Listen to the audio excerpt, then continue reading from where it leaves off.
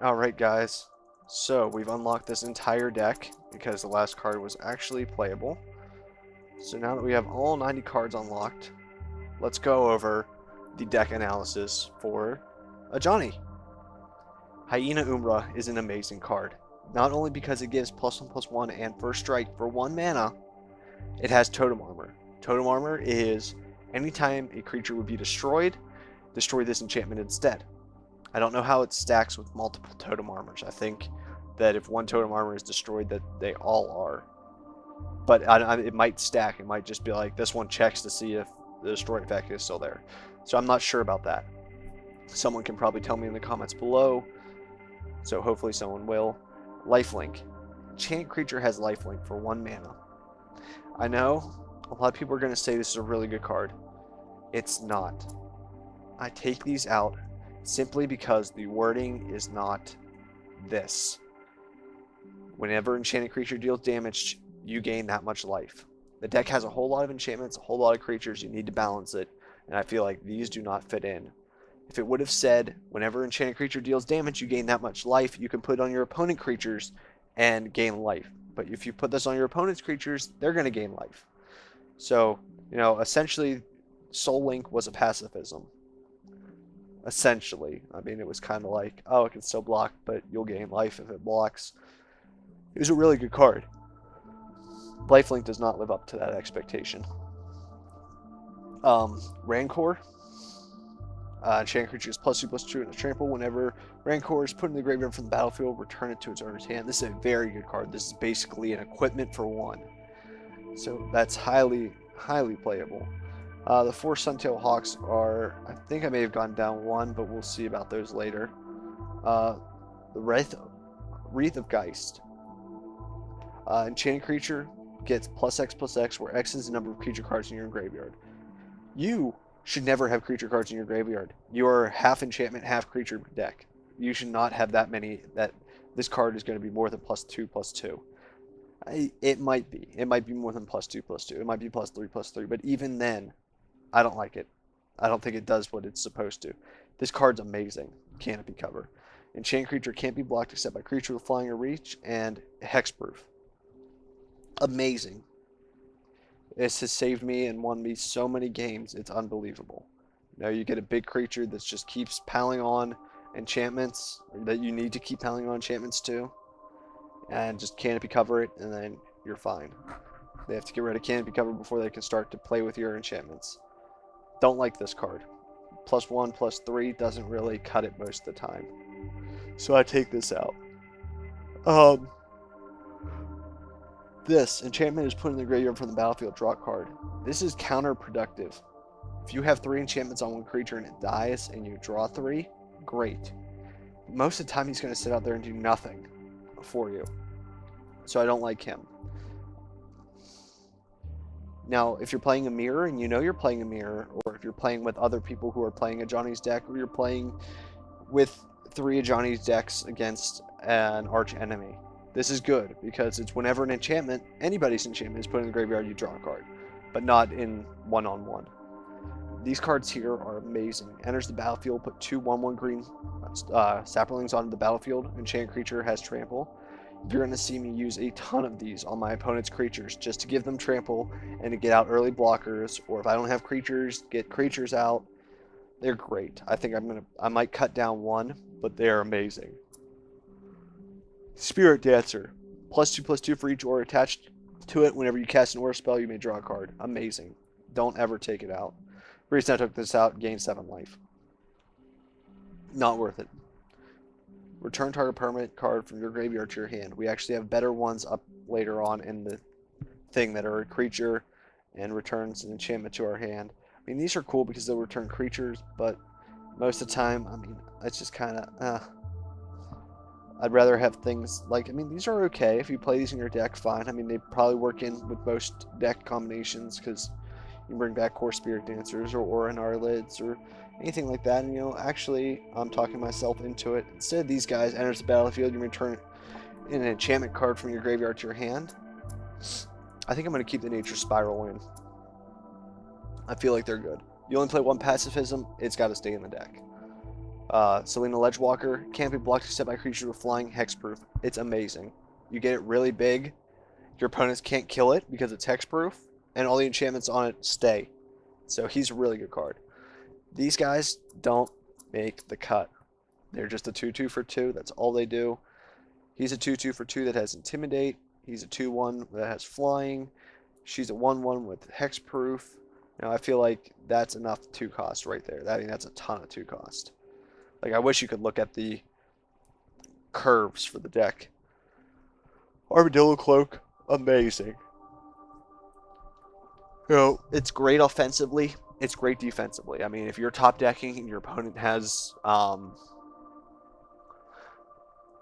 let's say, something big out, something like Primeval Titan, and you're both top decking and he's got Primeval Titan out, you have no creatures, and you draw Armadillo Cloak. You can put it on his Primeval Titan. It gets 8. It has Trample. It's harder to kill now, but it can't kill you. Whenever it does damage to you, you gain that much life. So that's awesome. Orin Arlid kind of speaks for himself. Creature with power less than him can't block it.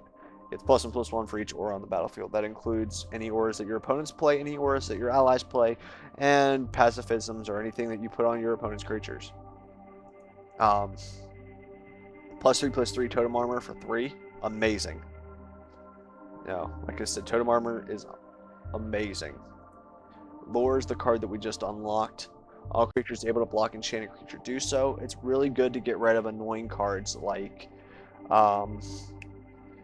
Gideon's Lawmaker. I mean, start forcing them to tap out a creature that they don't want to tap down, or they're going to lose their Lawmakers, or force them to tap before you attack. I mean, it just kind of you can kill creatures with this. It's a creature killing machine. Oaken Form, I take 1 out because we have the Boar Umbras already, and they're really good. Mason Enchantress has to stay in. I mean, she speaks for herself. It's card advantage. You want to have it. Sacred Wolf is really good. Hexproof on a 3/1. One of the games that I messed up in, I'll probably post. I made a terrible mistake and lost the game, but I had a 4/2 Hexproof Sacred Wolf with Hyena Umbra on. That's awesome. I mean, you can't kill it. It's a 4/2 first strike. It does work. Angelic's Destiny is really good because it's whenever an enchanted creature dies, return it to your hand. So it's good to be passive with. Give you flyers, all that fun stuff. Retether, return an aura, each aura card from your graveyard to the battlefield. Only creatures can be enchanted this way. That's amazing. Amazing. I mean, it has to stay in the deck. Return each aura card from your graveyard to the battlefield. That's like, oh, hey, we go into late game and boom, that's your late game win right there. I've played with these guys and I really don't like them in the deck. They are a big body, but most of the time you're using your enchantments before they hit the field. So I'm going to cut down to 1. These will probably be taken out, but we'll see in just a second. Siege Mastodon's terrible. I feel like he doesn't make the cut either. He's really expensive for a 2/5, and that doesn't make the cut because if you watch any games with Jace or anybody that has removal or bounce or anything like that, you're paying 7 mana to give a creature +8/+8 and trample. You can pay 5 to make a creature an 8/8 with trample. So it just kind of we have 3 more cards to get rid of. So this is the part that gets really tough. Is you got to look through and see what all you don't want, what all you need to keep. So I'm going to say, after playing the deck enough, that Gigantiform did work for me. But it's almost impossible to kick. I mean, if you kick it late game, I mean, it's cool. It's really strong. I would like to keep them in there. I think We haven't cut down one of those yet, have we? We'll cut one of those. I need one more card to cut, and I think it's going to be a Suntail Hawk. Simply because you don't want to draw too many Suntail Hawks because they are just Suntail Hawks. So I think that'll be the deck. Do one Hyena Umbra, Rancor. Too much talking. Too late in the day. 3 Suntail Hawks, 1 Canopy Cover, 2 of the Fist of the Ironwood, 1 Core Spirit Dancer, 2 Nature Spiral. And because you can return creatures with this, it's amazing. Pacifism's good. Sicilian Ledgewalker's good.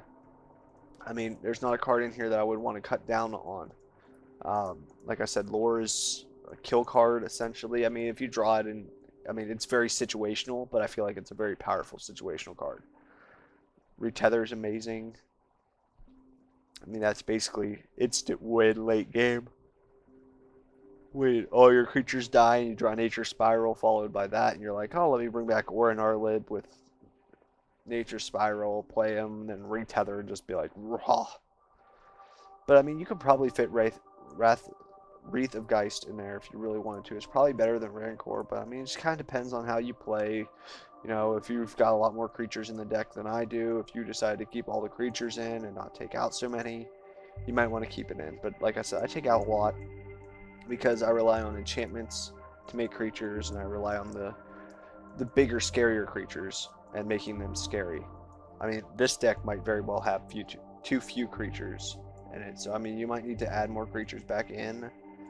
It just kind of depends on how you play. But so that's the list there for me. Let me know what you guys think, and we'll be doing Raoul's deck shortly. So thank you guys for watching, and I will see you later.